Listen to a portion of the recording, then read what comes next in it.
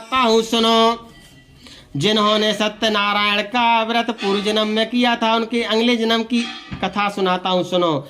इस कथा में जो सतानंद नाम के ब्राह्मण निकले अगले जन्म में सुदामा होते हैं और श्री कृष्ण की आराधना भक्ति करते हुए वह भी संसार सागर से पार हो जाते हैं। इस व्रत कथा में जो लकड़हारा निकला अगले जन्म में निषादराज हुआ। कहते हैं कि यह निषादराज पूर्व जन्म का कछुआ हुआ करता था, समुद्र का कछुआ। तो भगवान के चरणों को पाने के लिए बार बार प्रयास करता, लेकिन समुद्र की लहर आती, लेकिन वह कछुआ भगवान के चरणों तक, विष्णु जी के चरणों तक नहीं पहुंच पाया।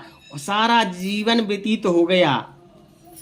अब वह निषादराज बना।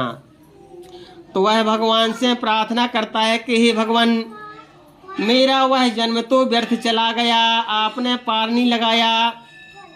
अब मैं आपको, हम गंगा पार करा रहे हैं आपके लाने, लेकिन वचन है कि आप भी हमें संसार सागर से पार लगा देना। तब जाकर के भगवान उसे भी संसार सागर से पार लगा देते हैं।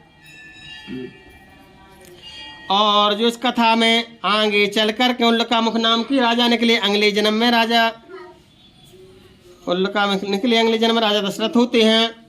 राम जैसे पुत्रों को जन्म देकर के वही बेड़ा पार हो जाते हैं। साधु नाम का जो वैसे निकला अगले जन्म में मूरध्वज हुआ। तो मूरध्वज की कथा ऐसी है कि द्वापर युग की बात है कि जब पांडवों ने यज्ञ किया तो भगवान कृष्ण जी ने थोड़ी सी प्रशंसा कर दी। तब जाकर के धर्मराज युधिष्ठिर के मन में अभिमान पैदा हो गया, घमंड पैदा हो गया। अब भगवान ने विचार किया कि मेरे भक्त के मन में घमंड उत्पन्न हो रहा, अभिमान उत्पन्न हो रहा, कैसे दूर किया जाए।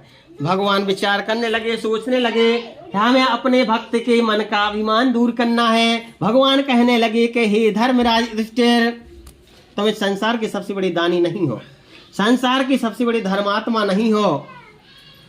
तो धर्मराज युधिष्ठिर कहते हैं कि संसार का सबसे बड़े दानी धर्मात्मा कौन है। भगवान मुस्कुराते हुए कहने लगे, भगवान कृष्ण कहते हैं मुस्कुराते हुए, इस सब संसार के सबसे बड़े दानी धर्मात्मा तो राजा मूरध्वज हैं। तो धर्मराज युधिष्ठिर कहते हैं कि हमें विश्वास नहीं है, जब तक हम अपनी आंखों से न देख लें हम विश्वास नहीं कर सकते। तो कहीं चलो तो परीक्षा ले लें। तो भगवान कृष्ण जी ने वेश बनाओ ब्राह्मण का, और उन्होंने धर्मराज युधिष्ठिर ने वेश बनाया शेर का। दोनों राजा मूरध्वज के दरवाजे पे पहुंचते हैं। राजा मूरध्वज के दरवाजे पे जैसे पहुंचे, पता चला कि ब्राह्मण आए हैं। दौड़े दौड़े आते हैं, हाथ जोड़ करके प्रार्थना करते हैं कि हे ब्राह्मण देव, हम आपकी क्या सेवा कर सकते हैं, आप आज्ञा करें। तब जाकर के ब्राह्मण रूपी भगवान कहते हैं कि हमारा सिर भूखा से ताजा मांस चाहिए। तो राजा मूरध्वज कहते हैं कि धर्म की रक्षा के लिए हम अपने शरीर का मांस देने के लिए तैयार हैं। लेकिन भगवान मुस्कुराते हुए कहते हैं, क्योंकि भगवान तो परीक्षा लेने के लाने आए थे, भगवान कहने लगे कि तुम्हारा नहीं, तुम्हारे पुत्र का ताजा मांस चाहिए। और वचन ले लिया कि राजा रानी दोनों आरी में लगेंगे, और कहीं रानी के दाहिने नेत्र से आंसू आ गया तो फिर मेरा सिर भोजन नहीं करेगा। अब दोनों लगे राजा रानी। माँ की ममता बड़ी निराली ममता होती है, क्योंकि माँ का हृदय बड़ा कोमल हृदय होता है। माँ की जैसा प्रेम संसार में कोई नहीं करता। तो जैसी माँ की दाहिने नेत्र से आंसू आ गया, भगवान मुस्कुराते हुए कहने लगे कि देखो राजन, मैंने कहा था कि आंख से आंसू नहीं आना चाहिए, आंसू आ गया, अब मेरा सिर भोजन नहीं करेगा। तो दोनों राजा रानी पति पत्नी अपने पुत्र शोक में और वचन पूरा ना होने के कारण अपने पुत्र के साथ में चिता तैयार करते हैं। और चिता में जैसे ही बैठे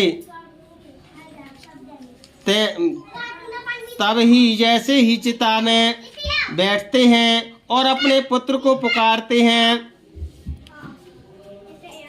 चिता बनाई, चंदन चिता बनाए रुचि रुचि आग लगा वहीं, देह भस्म है जाए जामे मेरी सकल विधि। तो चंदन की चिता पे बैठते हैं, इसी आग लगाने के लिए तैयार होती हैं, अपने पुत्र को पुकारते हैं कि हे पुत्र ताम्रध्वज, तुम कहाँ हो? तुम्हें धर्म की रक्षा के लिए आना पड़ेगा। यदि तुम धर्म की रक्षा के लिए नहीं आए तो यहीं हम दोनों भी अपने प्राण त्याग देंगे।